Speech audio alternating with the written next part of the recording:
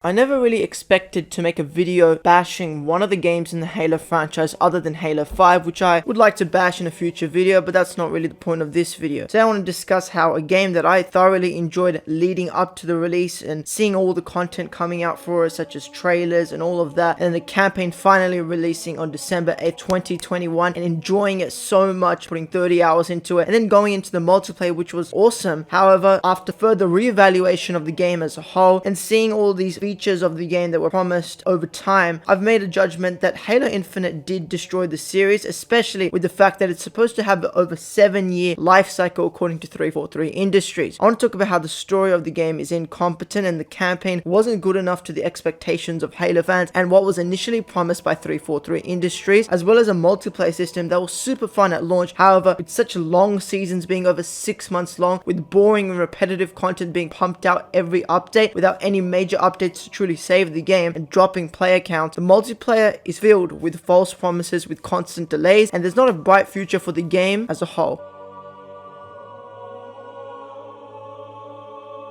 I want to cut this video up into 3 sections. The first section will be about the campaign and how it wasn't good enough, especially to the expectations of Halo fans after the disastrous launch and entire concept of Halo 5 Guardians as a video game, as well as the multiplayer of the game that was incredible and had so much potential that was not tapped into by 343 Industries. And finally, the false promises that have been made with the game, with constant delays and a not bright future ahead for the game. Firstly, I must start with the fact that the gameplay of Halo Infinite at its very core is incredible. The gunplay, the movement, and everything about the gameplay that builds up the gameplay, the mechanics, the grenades, the rifles, the weapons, all of it, the vehicles, everything, even the maps are incredibly well done and well laid out. And this can apply in both a multiplayer and campaign perspective, as well as in the open world of the campaign and every single multiplayer map, with the gameplay absolutely shining through every aspect of Halo Infinite, even when the game itself isn't that great in most of its aspects. The story of Halo Infinite at a glimpse seems absolutely fantastic. With everything that we've been promised and shown throughout trailers leading up to the game, there was so much hype for a campaign that would bring back the form of the Halo franchise. And when I first played the game, I put it up there with Halo 2 and 3's narrative, saying that this game was in the top 3 of Halo experiences out there. However, when I further reevaluated the game over the coming months and even in the coming weeks after I played the game, I realized that the campaign wasn't as good as I initially thought. This is mainly due to the fact that 343 Industries just doesn't know how to write a good Halo story. Even though I did enjoy Halo 4's story, they just left their absolute dumpster fire of Halo 5 that they created and tried to shrug it off as something that didn't exist. However, they still had to play it throughout the story, and the way that they did it was so bad, which didn't need to be the case if they just tried to make something more unique than what they made. Making this new Cortana was a cool idea at first, and I did really like that concept. However, on further reevaluation of the concept, making another Cortana is just a ploy, a marketing ploy, and a ploy to bring fans back to the franchise who left the franchise after Halo 4 and 5 to get back connected to a character that they know. However, we all know that this wasn't the original Cortana, and having these little snippets of Cortana and what happened to her and trying to make us connected to her once again after destroying her entire reputation in Halo 5 Guardians was a really failed attempt by 343 Industries to get fans back into the franchise. And another thing is that the villains in this game are absolutely two-dimensional. The Banished are not good villains. They're basically the Covenant with a red skin and less personality than anything we've seen in the Halo franchise. They don't do anything, they don't mean anything, and they're just so bland and boring. Even the main villains in the story are so boring, and there's not one single moment that I could think of at the top of my head that has a redeeming quality about any of the villains featured within the game. And that's a real big shame, especially because having a new concept like the Banished from Halo Wars 2 could have been an excellent idea if executed well. However, 343 Industries blundered that as well. Another thing that they blundered is the open world and the utilization of it with the story. The other Halo games had these huge set pieces and moments that were really memorable, especially with the Covenant in Halo 3 and all the moments with the Covenant and the Flood introduction in Halo 2. However, in Halo Infinite, there's no moments that are memorable as that. And thinking back on it, having an open world gives them a lot more room to make such huge set pieces. However, 343 blundered in every possible way in in making the open world interesting foremost, as well as having objectives that were repetitive and boring after 20 hours of gameplay. And I don't think I could come back and do the same objectives in the open world that I did in the first playthrough, as it's just so monotonous and are not really well designed at all, which is a real shame, especially with the features that an open world game for Halo as a franchise could have wielded.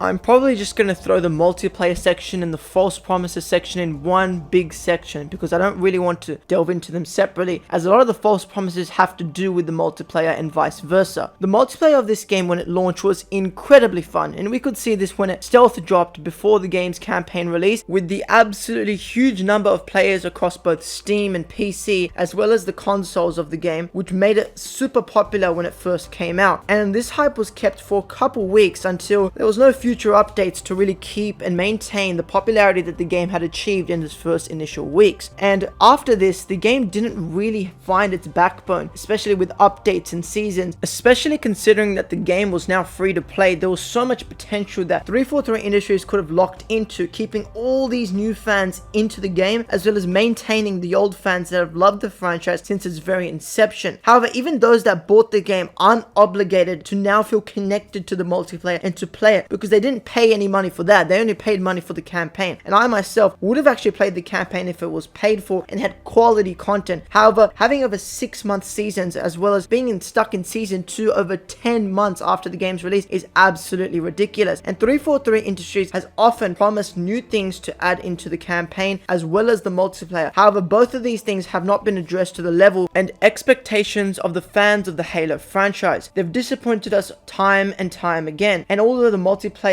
had a few good modes and a great start, this was never ever capitalized on by 343 Industries, and they kept promising these new seasons and new content. However, the newest content that we've got is absolutely ridiculous, with rehashed content over and over again to keep the fans that are still loyal to the franchise in check, while keeping all those fans that were in the game's inception when it first came out leaving the game in droves because of the constant non-existence of any good content within the game. And this is corroborated by false promises even within the campaign component. I've been waiting for campaign co-op to play with my friend for over a year now, and especially the fact that it's not going to be split screen even is absolutely ridiculous, especially after 1 year of development after the game has released. And I find it ridiculous that a franchise that was once known for its innovative co-op experiences is now left here without any split screen co-op in the new generation of gaming, with new consoles such as the Xbox Series X and the ever accessibility of gaming and playing Halo through like Windows PC and all of that. There's still no campaign co-op, and they've promised so many different dates. However, they can never oblige to just one, and as we come up to the lead up of the campaign co-op, it looks worse and worse every single time with people trying it out. And I'm really disappointed that this hasn't already come out, as this would have been one of the redeeming qualities of the game for me. However, not being able to play it over a year after the game's release has really lost my interest, and I don't know if I'm ever going to play the campaign co-op, maybe in a couple years or so, but that's if 343 gets their stuff together. And 343 Industries has always fumbled when it came to Halo. However, Halo Infinite looked like a bright game. All the cinematic trailers, the story trailers, the gameplay trailers, the multiplayer trailers really made this game out to be something that hadn't been seen by 343 Industries before. It looked like they were redeeming themselves for Halo 5 Guardians, and they were trying to apologize to fans with a great game. And initially I thought this, and many other fans thought this too. I wonder if Hidden Xperia and other players that played the game and played the campaign at launch still reckon that the game is as good as they say. I personally don't think so, and it's really disappointing to think that of a Halo game especially, which I've played for over 10 years. And I really hope that 343 Industries is able to turn around this game. However, after 1 year of no content, absolutely barren in updates, I don't know if that's going to be possible, and that's really disappointing. Well, I hope you enjoyed this video, even if it was a bit of a rant video. And although I did say a lot of negative stuff about Halo Infinite and what 343 Industries has done with the franchise as a whole, I really hope that the game has some sort of redemption arc like No Man's Sky or something like that, of something of that magnitude. However, seeing what they've been doing over the last year or so now is not really impressive, and I'm really scared for the future of the Halo franchise as a whole. Anyway, as for what's next for this channel, I'm going to be making a Cyberpunk 2077 video,